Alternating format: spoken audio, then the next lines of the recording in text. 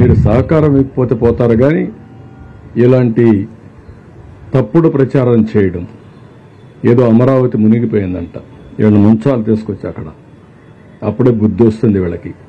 అమరావతి మునిగిపోయింది ఎవరు చెప్పాడు మీకు? లేకుంటే అక్కడనే పోడ్చాల వీళ్ళ శ్మశానం అన్నారు, అక్కడనే పోడ్చాల, అప్పుడే బుద్ధి వస్తుంది. మనుషులకు బుద్ధి జ్ఞానం ఉండాలి, ప్రజాహితం కోసం పనిచేయాలి. దుర్మార్గంగా మహాడే కార్యక్రమాలు చేస్తున్నారు. ఎడారంటారు, ఎడారండి అమరావతి? ఇంకా సిగ్గు రాలేదు మీకు? అంటే ప్రజలు వింటారు కాబట్టి ఎదురుదాడి చేస్తారా మీరు? ఎన్ని రోజులు ఎదురుదాడి చేస్తారు? ఎదురుదాడి చేస్తే ప్రజలే చూసుకోవాల్సిన అవసరం ఉంది. ఇలాంటి వాళ్ళని సంఘ బహిష్కరణ చేయాల్సిన అవసరం ఉంది. ఈ నేరస్తులు దబాయిస్తే భయపడిపోతాం అనుకుంటున్నారు కానీ ఎవరు ఇక్కడ భయపడరు. ఈరోజు కూడా పేపర్లో చూస్తున్నా, ఒక యజ్ఞం మారిగా ప్రజలను కాపాడడానికి మేము ప్రయత్నం చేస్తా ఉంటే ఒక రాక్షసుల మారిగా విధ్వంసాన్ని సృష్టిస్తున్నారు. ఎక్కడిది న్యాయం?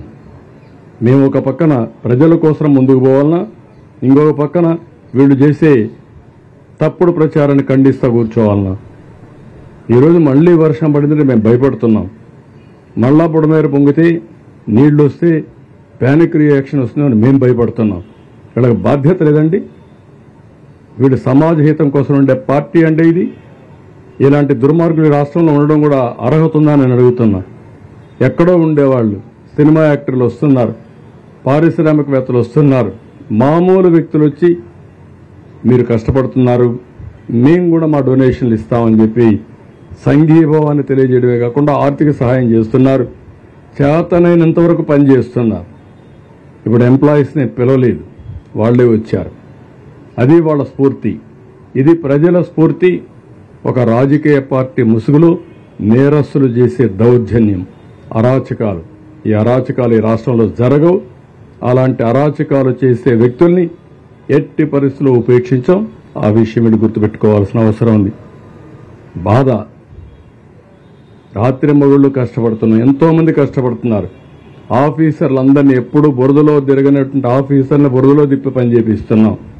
కోప్పడుతున్నాం. తప్పదు, వెళ్ళాలి, ఉండాలి, కూర్చోవాలి. ఒక సీనియర్ ఆఫీసర్ ఫీల్డ్కి రారు. అలాంటిది రోజు చీఫ్ సెక్రటరీతో సహా అందరినీ ఫీల్డ్లో పెట్టి పని చేపిస్తున్నాం. అది మా కమిట్మెంట్. బురదల్లే కార్యక్రమం మానండి. సిగ్గుంటే చేసిన తప్పుకు క్షమాపణ చెప్పుకోండి. కనీసం మీకు కాన్షియస్నెస్ ఉంటే ఆ కాన్షియస్నెస్ ప్రకారం మనసులోనే మీరు క్షమాపణ కోరండి, ప్రజాహితం కోరితే. అంతేగాని ఇష్ట ప్రకారం మాట్లాడితే మంచిది కాదు. నేను ఎప్పుడు రాజకీయాలు చేయను. సంక్షోభ సమయంలో ఎప్పుడు నా దేశంతా ఒకే ఫోకస్ ఉంటుంది. ఈరోజు డ్రోన్స్ తీసుకొచ్చాం, హెలికాప్టర్లు తీసుకొచ్చాం. ఈరోజు మార్నింగ్ కూడా హోమ్ మినిస్టర్తో మాట్లాడాను. వారిని కూడా రమ్మన్నాను, టీమును పంపిమన్నాం, మళ్ళా లెటర్ రాస్తున్నాం. అన్ని విధాలా మేము చేయాల్సిన పనులన్నీ చేస్తామంటే ఈ రాక్షస మూక ఎక్కడికెక్కడ అడ్డం వేయడం, ఇష్టానుసారంగా ప్రవర్తించడం, డిస్టర్బ్ చేయడం, ప్రజల్ని మభ్యపెట్టడం, ప్రజల్ని భయభ్రాంతులను చేయడం, ఇది వీళ్ళు చేసే పని. అమరావతి మునిగిపోతుందంటారు, లేదంటే మొత్తం ఇక్కడ జరగడానికి బుడమేరుని ఏదో గేట్లు ఎత్తేసారంటారు. మా ఇల్లు కాపాడుకోవడానికి ఆ నీళ్లు తీసుకొచ్చి ఇక్కడ వదిలిపెట్టామంటారు. బుద్ధి జ్ఞానం ఉండాలి, కనీసం ఇంగిత జ్ఞానం ఉండాలి. మాట్లాడేటప్పుడు ప్రజలు కూడా వాచ్ చేస్తారని ఆలోచన ఉండాలి. నేను అందుకే ప్రజా చైతన్యం కోసం మాట్లాడుతున్నా. నా సొంతం కోసం కదా, నన్నేమీ చేయలేరు వీళ్ళు, అది వేరే విషయం. ఈ రాష్ట్రం ఏమవుతుంది ఇలాంటి దుర్మార్గుల వల్ల? కష్టాల్లో ఉన్నప్పుడు సానుభూతి చూపించకుండా విషాన్ని జిమ్మే వాళ్ళని ఏమనాలి? ఎందుకు ఇలాంటి పైశాచిక ఆనందాన్ని పొందుతున్నారు నాకైతే అర్థం కావడం లేదు. అందుకే చాలా స్పష్టంగా ఖండిస్తున్నా. ఎన్నిసార్లు చెప్పితే అన్నిసార్లు మీరు క్షమాపణ చెప్పే వరకు మిమ్మల్ని వదిలిపెట్టాను, గుర్తుపెట్టుకోండి. ఈరోజు నేను డీటెయిల్డ్గా అవసరమైతే 1-to-1 అమరావతి ఉంది. డే వారీగా ఎప్పుడ నీళ్లు ఉన్నాయండి అక్కడ? మాస్కింగ్ ఆఫీస్ చూశారు మీరు ఎవరు? నీళ్లు లేకపోతే ఉన్నాయని ఫోటో వేస్తాం పేపర్లో. ఏదో పేపర్ అది ఏమనాలి వెళ్ళి. రెండోది బుడమేరు గురించి అసత్యాలు ప్రచారం చేస్తూ గేట్లు ఎత్తేసారంట. మా ఇల్లు కాపాడుకోవడం నీళ్లు అక్కడ వదిలిపెట్టామంట, ముంచేసామంట. అందరిళ్ళకి నీళ్లు వచ్చాయి, అదేం పెద్ద బాధ లేదు. మా ఇంట్లో నీళ్ళు వస్తే వస్తాయి. ఏమైపోతుందండి దానికి? వచ్చాయి, పోయినాయి. ఇల్లు కూలిపోతుందని పారిపోయానంట. బుద్ధి జ్ఞానం అంట. కాలమ్స్తో కడితే, కాంక్రీట్తో కడితే ఆ ఇల్లు ఎవరిది? నాది కూడా కాదు, రెంటెడ్ ఇల్లు. అది కూడా ఓరవలేని మనస్తత్వం ఉంటే ఏం చెప్పాలి? వాళ్ళ వారికి ప్యాలెస్లు కట్టుకొని నేను ఉండడం లేదు. ఇవన్నీ చాలా దారుణమైన పనులు చేస్తున్నారు. నేను చెప్పకపోతే నేను డిఫాల్టర్ని అవుతాను. అందుకే ప్రభుత్వం 2 కార్యక్రమాలు చేయాలి. యజ్ఞం చేయాలి, ప్రజల బాగు కోసం సేవా కార్యక్రమాలు చేయాలి. రాక్షసుల్ని ఎదుర్కోవాలి, వాళ్ళతో యుద్ధం చేస్తూ యజ్ఞం చేయాలి. ఆ పరిస్థితిలో ఉన్నాం. ప్రజాస్వామ్యాలు ఉండవు. ప్రజాస్వామ్యంలో భయపడతారు కానీ మళ్ళా రాక్షస రాజ్యాలు గుర్తొస్తున్నాయి. రాజ్యాల్లో ఏ విధంగా రాక్షసులు ఉండేవారో అవన్నీ గుర్తొస్తున్నాయి.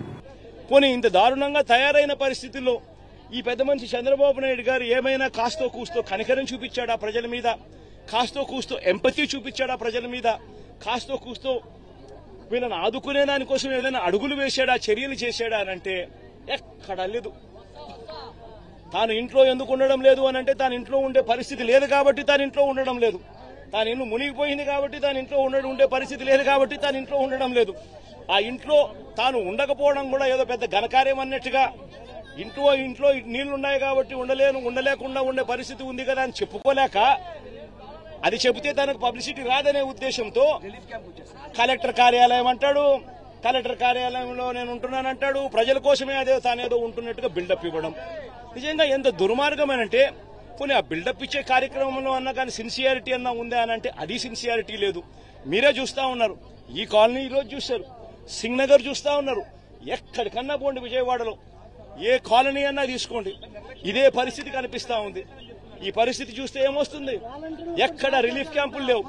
బుధవారం నాడే ఇరిగేషన్ సెక్రటరీ డ్యాముల్లో ఉన్న ఫ్లడ్ కుషన్ ఏర్పాటు చేస్తూ కాస్తో కూస్తో ప్రతి డ్యాంలోనూ కొన్ని నీళ్లను కిందికి వదిలేసి ఫ్లడ్ కుషన్ ఇరిగేషన్ సెక్రటరీ ఏర్పరిచిందంటే, బుధవారం రోజే రెవెన్యూ సెక్రటరీ పరిస్థితిని గమనించి, ఎక్స్ట్రీమ్ రెయిన్ఫాల్ రాబోతోందనే పరిస్థితిని గమనించి రెవెన్యూ సెక్రటరీ రిలీఫ్ క్యాంపులన్నీ కూడా ప్రణాళికాబద్దంగా ఏర్పాటు చేసి ఉండింటే, ఆ రిలీఫ్ క్యాంపులలో వసతులన్నీ కూడా ఈ జనాభాకు తగ్గట్టుగా రిలీఫ్ క్యాంపులు ఏర్పాటు చేయడం, జనాభాకు తగ్గట్టుగా ఆ రిలీఫ్ క్యాంపులలో వసతులు ఏర్పాటు చేయడం రెవెన్యూ సెక్రటరీ గాని చేసి ఉండింటే, హోమ్ సెక్రటరీ వెంటనే తాను కూడా లోతట్టు ప్రాంతాల్లో ఉన్న ఈ ప్రజలందరినీ కూడా రిలీఫ్ క్యాంపులకు షిఫ్ట్ చేసే కార్యక్రమం హోమ్ సెక్రటరీ కూడా చేసి ఉండింటే, 3 డిపార్ట్మెంట్లు అనుసంధానంగా పనిచేసి ఉండింటే ఈ విపత్తు ఉండేది కాదు.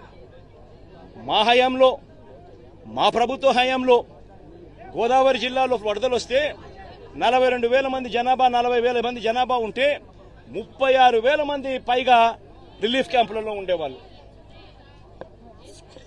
ముందుగానే వాలంటీర్లు అప్రమత్తమయ్యేవాళ్ళు, ముందుగానే సచివాలయ సిబ్బంది అప్రమత్తమయ్యేవాళ్ళు, ముందుగానే కలెక్టర్లు అప్రమత్తమయ్యేవాళ్ళు, ముందుగానే వాళ్ళందరికీ ఇన్ఫార్మ్ చేసేవాళ్ళు.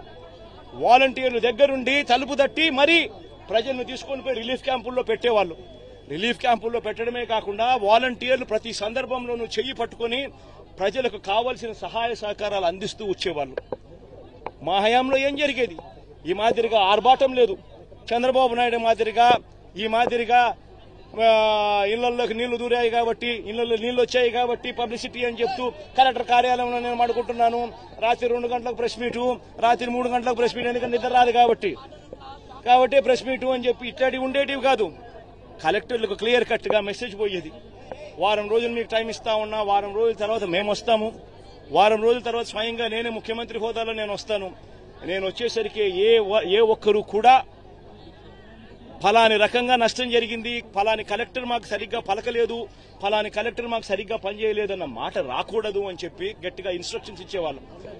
నేను చెప్పిన తర్వాత కలెక్టర్లకు కావాల్సిన సహాయ సహకారాలు అందిస్తూ వెంటనే TR27 కింద కలెక్టర్ అకౌంట్లలోకి డబ్బులు పడిపోయేటి. కలెక్టర్లకు డబ్బులు ఇచ్చేవాళ్ళం, ఎంపవర్ చేసేవాళ్ళం, ఆర్గనైజ్డ్ గా ముందుకు వెళ్లిపోమని సంకేతం ఇచ్చేవాళ్ళం.